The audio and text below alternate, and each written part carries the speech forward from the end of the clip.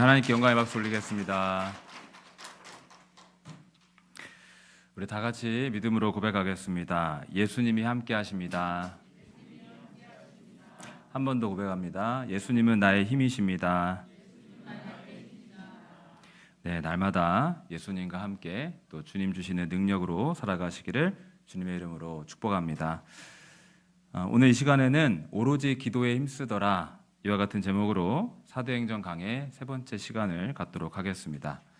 우리가 흔히 사용하는 말 가운데 선택과 집중, 이런 말이 있습니다. 해야 할 일은 많지만 가장 중요한 것을 선택하고 그 일에 힘을 쏟아 시간과 열정을 다해 집중하는 것입니다. 일론 머스크라고, 이 사람은 현재 기준 세계 부자 1위로 알려진 세계적인 기업가인데, 이 사람은 목표를 세운 다음에 그 일에 몰두하는 선택과 집중의 대표적인 인물로 언급이 됩니다. 예를 들어서 전기차 모델 출시를 앞두고 공장에 가서 직원들에게 생산 능력을 3배나 바로 끌어올려라, 이러면서 채찍질을 하는 겁니다. 그러면서 직원들을 밤 10시까지 일하게 몰아붙이고, 또 공장 바닥에서 잠을 자게 한 다음에 새벽 5시면 일어나서 또 일을 시작하게 하는 겁니다. 또 그가 자기 회사에서 일할 사람 구인구직, 구인 공고를 내면서 주 80시간 근무할 사람을 모집한다.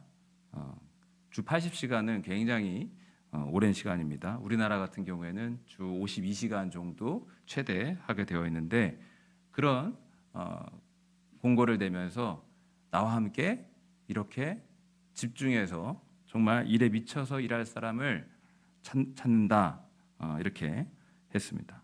때로는 가혹하다고 느껴질 정도로 일에 집중하는 경영 방식으로 굉장히 유명한 사람인데, 이 이야기를 나누는 건 우리가 꼭 그렇게 해야 한다라는 그런 뜻이 아닙니다. 다만 한 가지 분명한 것은 선택하고 집중하는 사람은 결과를 낸다라는 것입니다. 어떠한 결과든 시간과 열정을 쏟는 만큼 결과를 맺을 수 있다라는 겁니다. 그렇다면 예수님을 믿는 우리는 무엇에 집중해야 할까요? 무엇을 선택하고 무엇에 집중해야 할까? 그것은 바로 기도입니다. 기도하기를 선택하고 기도하는 일에 집중해야 할 줄로 믿습니다. 오늘 사도행전 본문을 보면 예수님이 승천하시고 난 뒤 남겨진 제자들은 다 함께 모여 오로지 마음을 같이하여 기도에 힘썼다, 기도에 전심전력했다, 이런 성경 구절이 기록이 되어 있습니다. 그렇다면 왜, 어떤 이유로 기도를 했을까요? 성령의 강림을 위해 기도했던 것입니다. 하나님 아버지께서 성령을 보내주실 것이라고 이미 약속하셨고, 예수님께서도 승천하시기 전에 성령께서 오실 것이다 분명히 약속하셨기 때문에 이 성령을 기다리며 기도했던 겁니다. 약 열흘 정도를 그렇게 집중 기도했습니다. 어떤 결과가 나타났습니까? 우리가 나중에 또 말씀을 나눠보겠지만 성령님께서 강림하셨습니다. 하나님께서 약속하신 그 성령을 열흘 동안의 그 집중 기도 이후에 허락해 주셔서 제자들은 성령 충만하였습니다. 오늘 말씀 함께 한 절씩 좀 읽어보도록 하겠습니다. 12절의 말씀 또 다시 읽어봅니다. 제자들이 감람원이라 하는 산으로부터 예루살렘에 돌아오니 이 산은 예루살렘에서 가까워 안식일에 가기 알맞은 길이라. 12절에 한 산이 나옵니다. 감람산입니다. 감람산. 감람산 하니까 저 산은 어떤 산인가, 산에 관심 있으신 분들은 그 산이 어떻게, 또 높이는 어떻고, 또 어떤 나무들이 많고, 이런 게 궁금하실 텐데, 아주 높고 험한 산은 아닙니다. 예루살렘 도시 그 동쪽에 위치했던 산으로서 예루살렘 성과 가까운 산이었는데, 그 예루살렘 성, 예루살렘 도시가 그 한눈에 보이는 그런 산입니다. 약 한 100m 정도 더 높은 위치에 있었기 때문에 이 산에 올라가 보면 예루살렘 도시가, 예루살렘 성이 한눈에 보이는 그런 성입니다. 또 이 산의 특징이 감람나무가 많이 있었다라고 하는데, 이 감람나무는 우리가 잘 아는 그 올리브 나무입니다. 우리가 그 샐러드도 많이 먹고 그때 이제 올리브 열매도 이제 올려놓고 많이 먹기도 하고 또 올리브 기름도 많이 사용을 하는데 그 올리브 나무가 많은 산이 바로 이 감난산입니다. 아무튼 이 감난산에서 예수님과 제자들이 마지막으로 대화를 나누셨고 주님은 제자들이 보는 가운데서 하늘로 올라가셨습니다. 그리고 남겨진 제자들은 감람산에서 이제는 예루살렘으로 돌아갔다, 이렇게 성경에 기록이 되어 있습니다. 다음 13절의 말씀 다시 한번 읽어보겠습니다. 들어가 그들이 유하는 다락방으로 올라가니 베드로, 요한, 야고보, 안드레와 빌립, 도마와 바돌로메, 마테와 및 알페오의 아들 야고보, 셀로딘, 시몬, 야고보의 아들 유다가 다 거기 있어.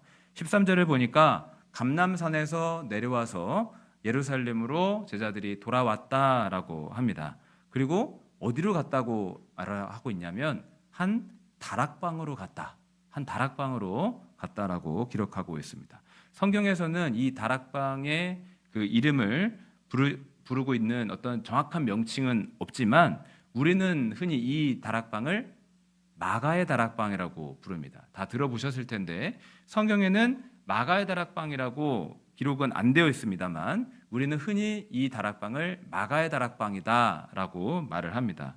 왜 이렇게 생각할까요? 아무 근거 없는 그런 건 아닙니다. 사도행전 12장을 보게 되면 베드로가 감옥에 갇혔다가 다시 빠져나오게 되었을 때 제일 먼저 찾아간 집이 있었습니다. 그 집이 마가의 집이었습니다. 마가의 집. 그래서 이 사도행전 12장에 나오는 그 집이 사도행전 1장에 나오는 다락방과 같은 곳일 것이다 해서 이 마가의 다락방이라고 하는 겁니다. 사도행전 12장 12절 한번 다 같이 읽어보겠습니다. 깨닫고 마가라 하는 요한의 어머니 마리아의 집에 가니 여러 사람이 거기에 모여 기도하고 있더라. 마가의 어머니 마리아의 집, 이렇게 나오는데 베드로가 감옥에서 풀려 나와서 제일 먼저 찾아갔던 곳이 바로 이 마리아의 집, 마가의 집입니다. 오래전부터 많은 학자들과 기독교 전통 속에서 사도행전 1장의 그 다락방이 사도행전 12장의 그 집과 같은 곳이냐 했을 때에 아마도 그럴 것이다라고 추정하는 겁니다. 물론 사도행전 1장에 제자들이 모여서 기도했던 그 다락방과 사도행전 12장에 베드로가 찾아갔던 그 집이 다를 수는 있습니다. 하지만 전통적으로 같은 곳일 것이다. 그래서 우리가 흔히 마가의 다락방, 이렇게 마가의 다락방 기도회, 마가의 다락방 교회 뭐 이런 식으로 부르는 겁니다. 그런데 우리는 여기서 무엇을 주목해야 할까요? 그 다락방이 얼마나 넓었을까? 어떤 구조였을까? 몇 명이 들어갈 수 있을까? 이런 것도 궁금할 수 있겠지만 그보다는 우리가 주목해야 될 사실은 누군가가 그 다락방을 제자들을 위해 내어주었다라는 사실입니다. 성도님들이 모여서 기도하는 장소로 자신의 그 가정을, 자신의 그 다락방을 기꺼이 아낌없이 내어주었다라는 것입니다. 그 공간 속에서 기도했고 초대교회가 시작이 된 것입니다. 그 다락방, 그 작은 다락방에서 세계 복음화의 역사가 시작이 되었다는 겁니다. 여러분, 초대교회는 대단한 조직, 대단한 건물, 엄청나게 많은 물질과 재정, 이런 것들로 시작이 된 게 아닙니다. 한 가정의 헌신으로 시작이 된 겁니다. 한 다락방에서 시작이 되었는데 그 다락방을 내어준 우리가 아는 그 마가의 집에서 그 마리아가 자신의 가정을, 다락방을 내어준 겁니다. 제가 잠시 저희 교회 이야기를 하면 저는 요새 정말 많은 감동을 받습니다. 그냥 듣기 좋으라고 하는 말이 아니라 하늘의 교회가 정말 이 성도님들의 작은 헌신, 또 눈물의 기도, 수고를 통해서 여기까지 왔구나라는 그런 깊은 감동을 요새 많이 느끼고 있습니다. 돌이켜보면 아쉬움을 느낄 때도 있습니다. 저도 10여 년 전에 여기서 전도사로 사역을 했었기 때문에 그때 더 잘했어야 되는데, 그때 내가 더 많은 수고를 하지 못한 것, 그런 게 아쉬움이 있고 실제로 부족도 있고 허물도 있고 실수도 있고 많이 떠오르는데, 그때 더 잘할 걸, 또 여러분들 생각하시면서 우리 교회는 이것도 부족하고 저것도 부족하고 이렇게 많이 생각하실 수도 있겠지만, 저는 요즘에 뭐 그런 생각도 안 해봤지만 하나님께서 이 교회를 세우시는데 수많은 성도님들의 그 작은 헌신과 눈물과 기도가 있었기 때문에 여기까지 왔구나라는 것을 깊이 느낍니다. 그래서 굉장히 감동을 많이 받는데, 그동안에 지나가셨던 많은 목사님들, 전도사님들, 또 성도님들 얼마나 수고하셨는지 일일이 다 헤아릴 수 없습니다. 다 헤아릴 수 없습니다. 그렇기 때문에 우리 교회는 또 미래가 있는 줄로 믿습니다. 하나님께서 귀한 성도님들의 수고, 그 기도, 헌신을 통해서 여기까지 오게 하셨기 때문에 또 하나님께서 우리 성도님들의 마음을 감동시키시고 그 헌신과 수고를 통해서 또 우리 교회가 능력 있게 하나님 영광 드러내게 될 줄로 믿습니다. 앞으로도 지금까지 그 수고하신 그 수고와 헌신에 감사를 드리고 앞으로도 헌신해 주시고 교회를 더 사랑해 주시기를 주님의 이름으로 부탁드립니다. 이 초대교회는 이렇게 시작이 된 겁니다. 대단한 물질, 재정, 인간적인 조건들, 인맥들, 이런 것들이 다 집합돼서 시작이 된 게 아니라 한 가정의 헌신을 통해서 그 위에 또 기도함으로 세워진 초대교회입니다. 다시 본문을 보시면 다락방에 모인 사람들의 명단이 나옵니다. 13절, 14절인데 읽었기 때문에 14절의 말씀만 또 읽어보겠습니다. 여자들과 예수의 어머니 마리아와 예수의 아우들과 더불어 마음을 같이하여 오로지 기도에 힘쓰더라. 먼저 13절을 보게 되면 예수님을 배신하고 죽게 된 그 가룟 유다를 제외한 11명의 제자들이 그 다락방에 모여 있었다라고 성경에 기록이 되어 있습니다. 그리고 더 누가 있었는가? 예수님을 따르던 여자들, 또 예수의 어머니 마리아도 있었습니다. 그런데 좀 특별히 눈에 띄는 사람들이 있습니다. 누구냐면 예수님의 아우들, 예수님의 형제들입니다. 왜 눈에 띄냐고 제가 말씀을 드렸냐면 사실은 이 사람들은 여기 있을 사람들이 아닙니다. 다락방에서 예수님 보면서 예수님이 말씀하신 그 약속을 기억하면서 기도할 만한 그런 사람들이 아니라는 겁니다. 왜냐하면 성경의 기록을 보면 예수님의 이 아우들 형제들이야말로 예수님을 제일 믿지 않았던 사람들입니다. 요한복음 7장을 보면 이런 기록이 있습니다. 3절부터 5절까지 제가 읽어보겠습니다. 그 형제들이 예수께 이르되 당신이 행하는 일을 제자들도 보게 여기를 떠나 유대로 가소서. 스스로 나타나기를 구하면서 묻혀서 일하는 사람이 없나니 이 일을 행하려 하거든 자신을 세상에 나타내소서 하니 이는 그 형제들까지도 예수를 믿지 아니함이더라. 형제들 야고보, 요셉, 시몬, 유다가 있습니다. 이들이 예수님을 향하여 뭐라고 하는 거냐면 갈릴리 이 시골 촌구석을 떠나서 저 사람 많은 유대로 가십시오 라고 하는 겁니다. 쉽게 말해서 형님, 정말 형님이 메시아시면 여기 시골 동네에서만 일하지 마시고 저 사람들이 많이 모이는 예루살렘으로 가서 당신이 누구인지를 한번 보여주십시오. 당신이 메시아라면서요 라고 하는 겁니다. 얼핏 들으면 예수님을 굉장히 지지하고 응원하고 예수님 당신은 메시아이십니다. 제발 세상 속에서 당신의 메시아심을 드러내십시오. 막 이렇게 응원하고 열렬히 격려하는 그런 것처럼 들립니다. 그러나 그렇지 않습니다. 5절에 분명히 말씀하기를 형제들이 예수님을 믿지 않았다라고 합니다. 그러니까 어떤 뉘앙스인지 아시겠습니까? 비아냥되는 겁니다. 정말 형님 당신이 메시아라고요? 그러면 저 사람들 많은 예루살렘으로 가셔서 사람들 많은 곳에서 당신이 메시아이심을 보여주십시오 라고 비아냥된 겁니다. 형제들 마음은 또 이해가 되죠? 왜냐하면 같이 먹고 같이 자고 했던 그 예수라는 분이 갑자기 하나님의 나라가 가까이 왔으니 회개하라고 하고 또 기적을 일으키고 이런 것들이 이해가 안 되는 겁니다.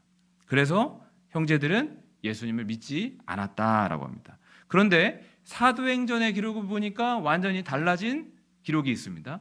그 예수님을 배척했던 아우들이 예수님을 바라보면서 기도하는 그 마가의 다락방의 기도하고 있었다라는 사도행전 기록이 있습니다. 어떻게 이런 변화가 생겼을까요? 무슨 일이 그간에 있었던 것일까요? 부활하신 예수님을 보았기 때문입니다.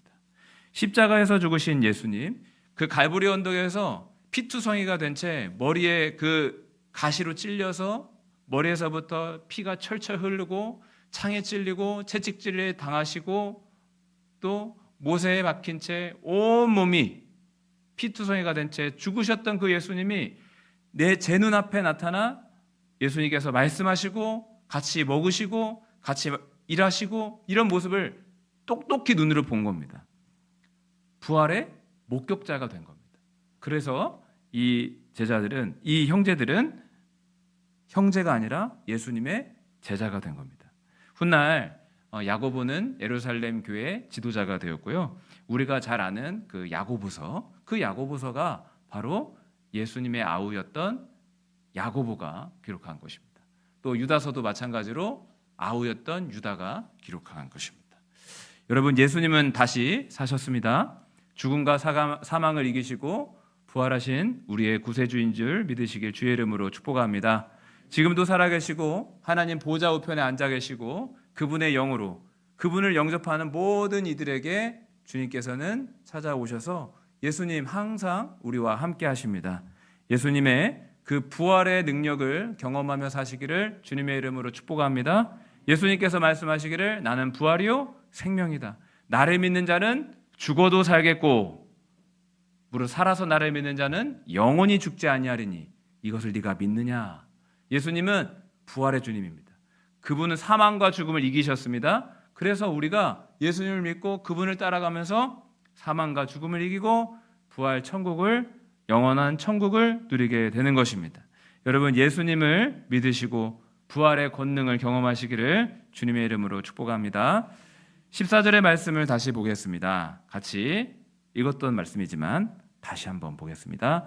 여자들과 예수의 어머니 마리아와 예수의 아우들과 더불어 마음을 같이하여 오로지 기도에 힘쓰더라. 다락방에 모인 사람들은 제자들만 있었던 게 아닙니다. 여러 여자들이 있었고 어머니 마리아도 있었고 예수님의 형제들까지도 있었습니다. 그리고 오늘 읽지 않았지만 15절에 보면 모인 무리의 수가 약 120명 정도 모였었다라고 기록합니다. 그 많은 사람들이 무엇을 했습니까? 기도하는 겁니다. 기도하기를 선택하고 기도하기에 집중하는 것입니다. 성령이 강림할 것이다. 성령이 오시면 예수님의 증인될 권능을 받을 것이다. 이 약속만 붙잡고 오로지 기도에 힘쓰고 있는 것입니다. 그리고 기도에 집중하자 불이 내려졌습니다. 요즘 굉장히 더운데 햇빛이 얼마나 강합니까? 한낮에 밖에 나가면 정말 뜨겁습니다. 그때 우리가 어떤 말을 하죠? 타들어 죽겠다. 타들어 죽을 것 같다. 근데 한번 보세요. 정말 타서 죽습니까? 안 죽습니다. 태양빛이 아무리 강렬하고 그 열이 강렬해도 우리는 타 죽지 않습니다. 그런데 햇빛 때문에 불이 붙는 경우가 정말 있습니다.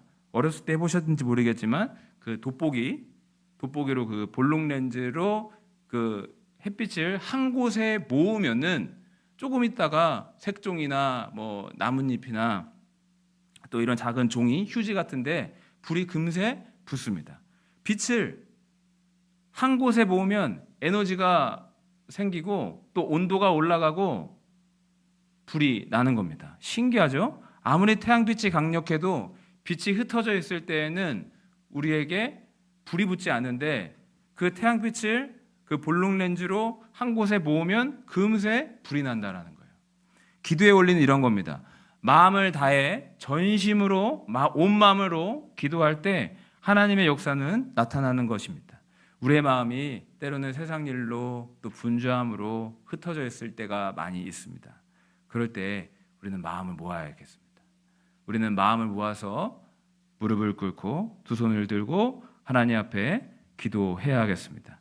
그렇게 마음 모아 기도할 때 하나님의 성령의 불이 우리 가정 가운데, 우리 교회 가운데, 우리 자녀들 가운데, 또 이 나라와 민족 대한민국 가운데 떨어질 줄로 믿습니다.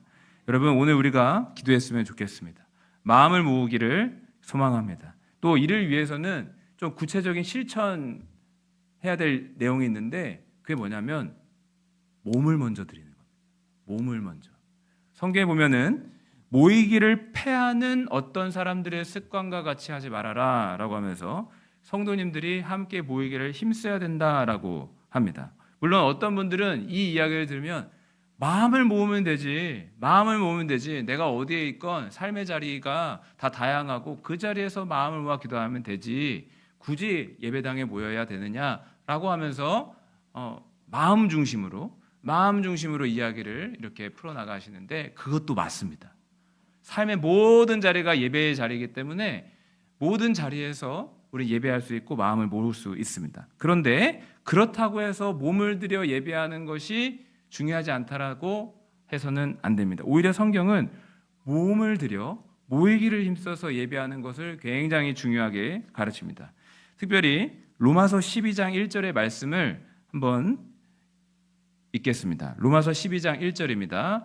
너희 몸을 하나님이 기뻐하시는 거룩한 산제물로 드리라. 이는 너희가 드릴 영적 예배니라. 하나님께서 받으시는 영적 예배는 우리의 몸과 결코 무관하지 않습니다. 몸을 들여서 하나님 앞에 나아가는 것입니다. 몸을 들여 헌신하고 몸을 들여 예배하고 몸을 들여 봉사하는 것입니다. 몸을 들여서 교회로 나오는 것입니다. 몸을 들여 기도의 자리에 앉는 것입니다. 네, 영적 예배다라고 하니까 굉장히 신령하고 내 몸과는 상관없는 그런 것처럼 생각할 수 있겠지만 분명히 로마서 12장 1절에서도 영적 예배가 무엇인지를 알려주면서 너희 몸을 하나님 앞에 드려라 라고 하고 있습니다. 그 가운데 마음이 모여지는 것입니다. 여러분, 마음을 모으기 위해 모이기를 힘써 주시기를 주님의 이름으로 부탁드리겠습니다. 말씀을 마무리해야 합니다. 오늘 본문에서 120명의 성도들이 선택과 집중, 기도를 선택하고 기도하기에 힘썼습니다. 그렇게 한 마음으로 기도할 때 성령님께서 임하셨습니다. 오늘 하나님께서도 기도하는 교회 가운데 임하실 것을 믿습니다. 우리 하늘의 교회가 그런 교회가 되도록 모이기에 힘쓰고 함께 모여 마음을 다해 예배하고 기도하고 그렇게 나아갈 수 있기를 간절히 소망합니다. 그래서 우리 함께 교회를 위해 기도하실 때 하나님께서 지금까지 사용해 주신 것처럼 앞으로도 사용하여 주시옵소서. 우리 교회를 통하여 주님의 영광 드러내 주시옵소서. 사랑과 믿음이 충만한 교회가 되게 하시고 성령 충만하여 오직 예수 전하는 교회가 되게 하여 주옵소서. 이렇게 기도해 주시기를 주님의 이름으로 축원합니다.